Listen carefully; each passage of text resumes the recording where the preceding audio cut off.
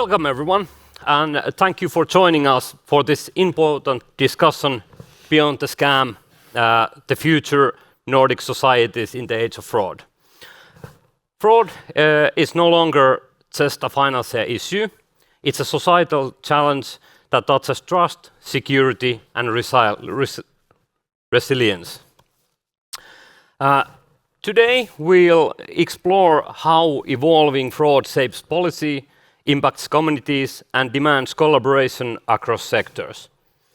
Our panel brings together expertise from regulation, banking and academia to share insights and solutions, and they will introduce themselves during the first question. But without further ado, let's dive into the conversation and uncover how we can build a fraud-aware Nordic region in the future. What societal shifts are we seeing as fraud becomes more sophisticated, and how do these changes affect trust in institutions? Let's start with you, Henrik. Yes, so I'm Henrik Storå. I'm the head of fraud risk management at Nordea. And I mean, if we think about sort of why this is important to us, we as a bank, the product that we sell is trust. We repackage that in many different shapes and forms, but ultimately it comes down to trust. And as fraud in society increases, that is going to erode the trust in us as a financial institution. So it's very much at the core of what we need to do as financial institutions to maintain trust and be effective at fighting fraud. And what we're seeing, of course, is that the fraudsters are evolving, they are becoming more sophisticated, they're finding more tools. And to sort of highlight two distinct effects that I think are interesting to note when it comes to the fraud trends. Number one is that as we are improving, they are finding new ways. So there's a quite dramatic shift from having so-called unauthorized transactions where the fraudsters have taken control of the customer's banking IDs and authentication solutions to situations where the fraudsters just manipulate the customers into doing the transactions themselves, so-called authorized transactions. So that's one thing. The other thing is how all of the different tooling available for fraudsters is becoming a problem for us because it's going to increase the volumes quite a lot. So with AI, previously in Finland, we've been reasonably well protected because of the language barrier. Now that's not the case. With AI, it's a lot quicker to build a fraudulent website or maintain a fraudulent conversation when you don't need to have a human doing all of that. So those are the forces that are shaping what we need to do as financial institutions, but also how it's eroding trust in society in general. How about how does the supervisor sees this?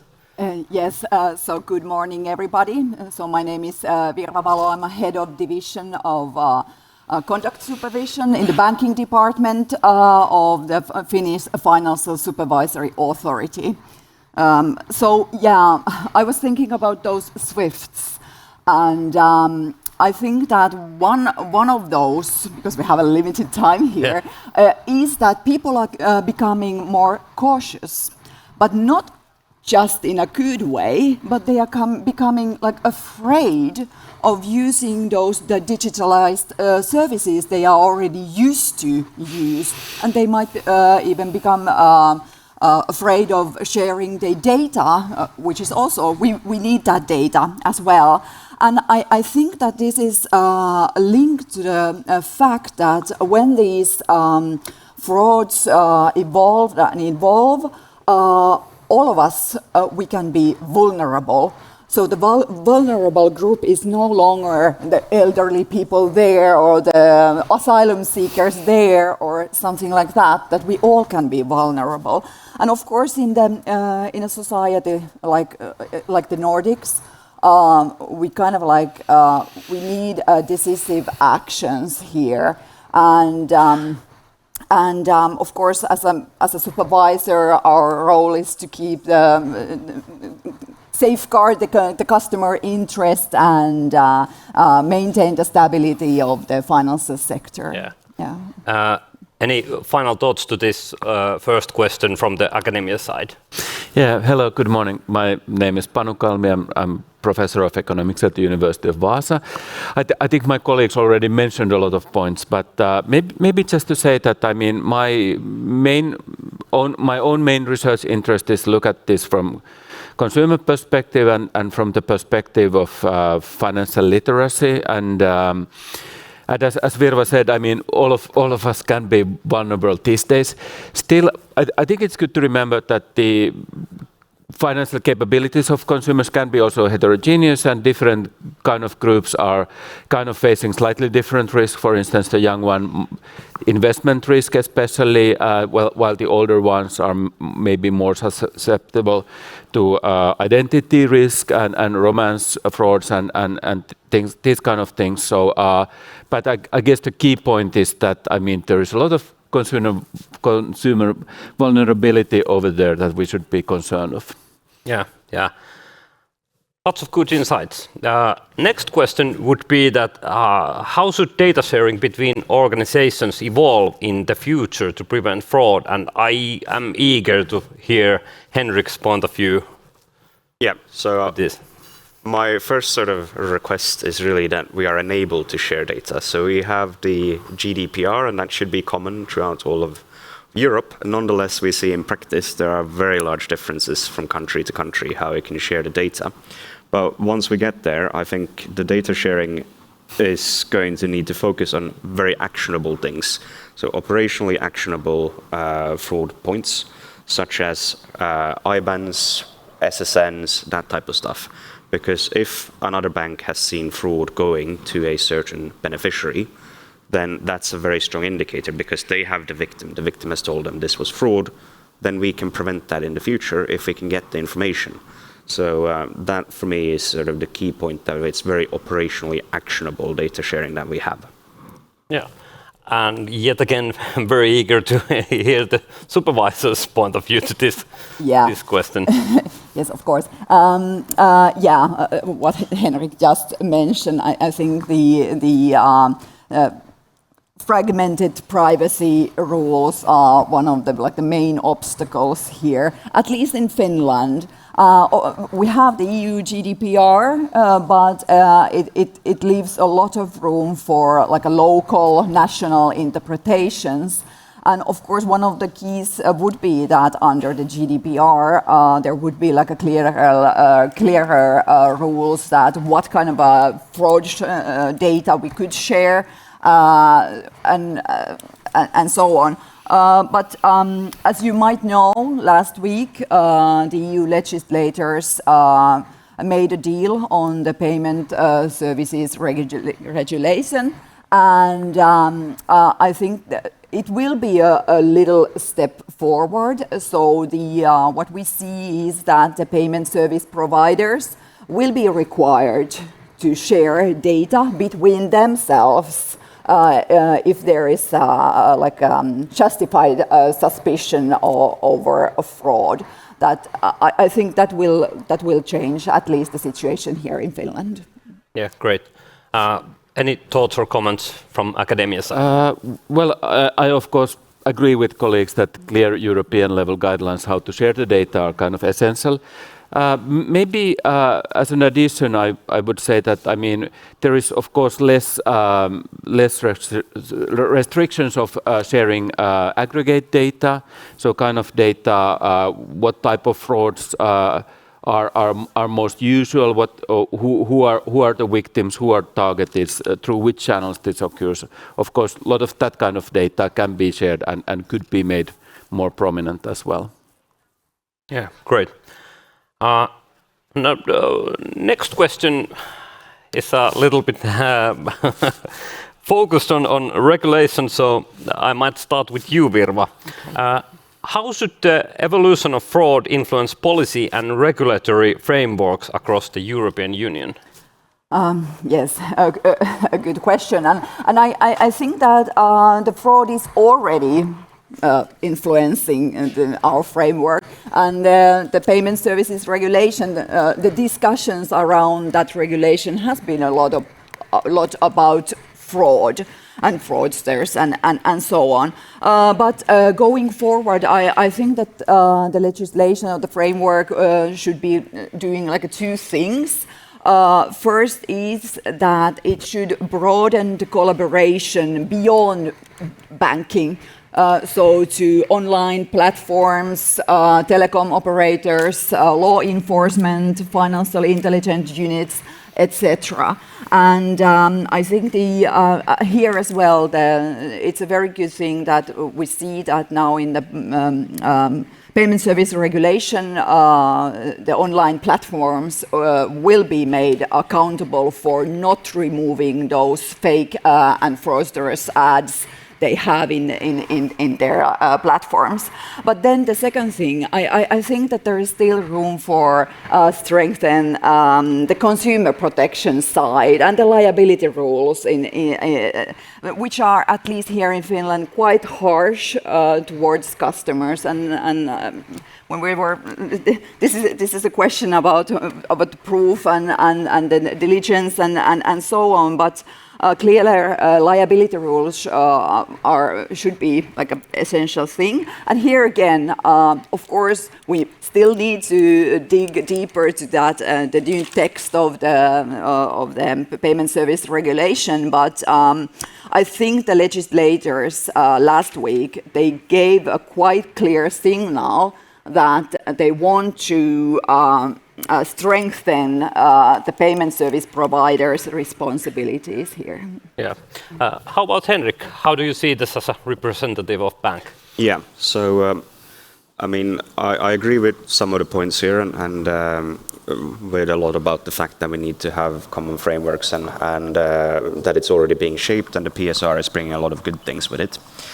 At the same time, I mean, my request towards regulation is twofold. So, number one, fraud is one of the few financial crime areas where you can observe the results fairly well. So, a customer will call us and ask, where the hell has my money gone? Oleg Oligarkov is not going to call us and tell us that your sanction screening is a bit off. I've been making payments for ages.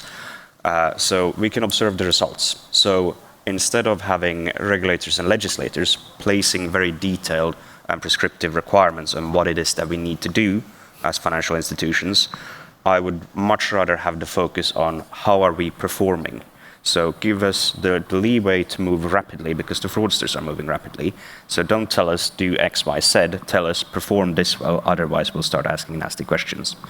Number two, in terms of the liability question, I think it's important, if there is liability shifts, that also comes with commensurate toolkit enabling shifts in legislation.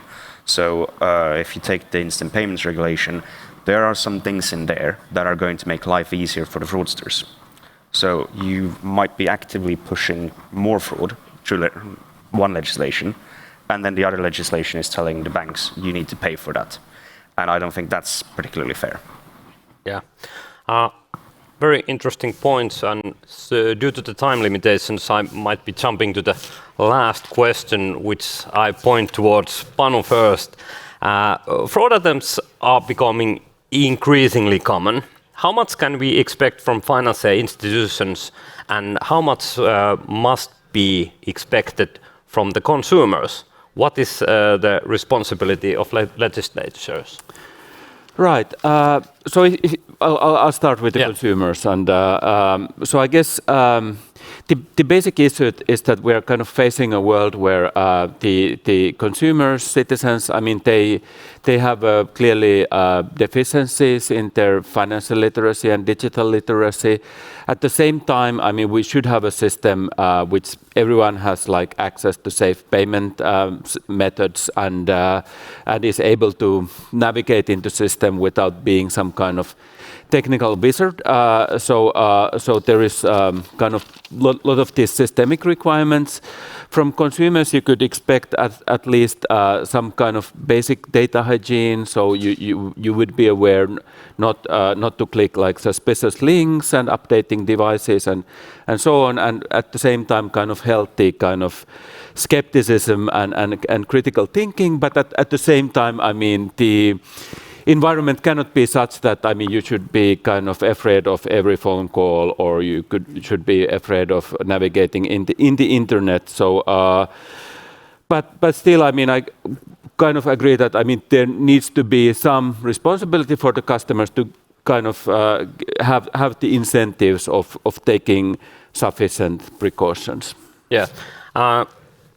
Yet again, very eager to hear what Henrik has to say to this, because I know that banks are doing quite a lot to prevent fraud already, and the ones going through are the volumes aren't great compared to the ones who are trying to scam people's money. So, what can we expect from the financial institutions more? I mean, at the moment we are doing everything that we feel that we can do, and then we're running into legislative barriers, regulatory barriers, and that type of things. But from my perspective, you should be able to trust your financial institution and that they have your back. So as I began, we sell trust. That's our sort of core product. So building customers' journeys that are easy to use while remaining safe is, of course, one of the ways that we as financial institutions can compete, because then we maintain the trust while also being easy to deal with. So if you take things like identification and verification technology, that's pretty much a win-win-win. So it's easy to use. It can be used whenever, so digitally native customers are also winners. And it's going to reduce sort of operational costs on the banks, because you don't need to get the customers into a branch office every time you need to validate that it's truly them with their ID card or passport. So there are those types of innovations, and I think a lot of people in this room are working on those kinds of innovations that are going to push the frontier on what's possible for what we can offer as banks. Yeah. So, last but not least, what is the responsibility of legislators? Yeah, of course, the legislators might have the sore part of balancing these different views here, and of course,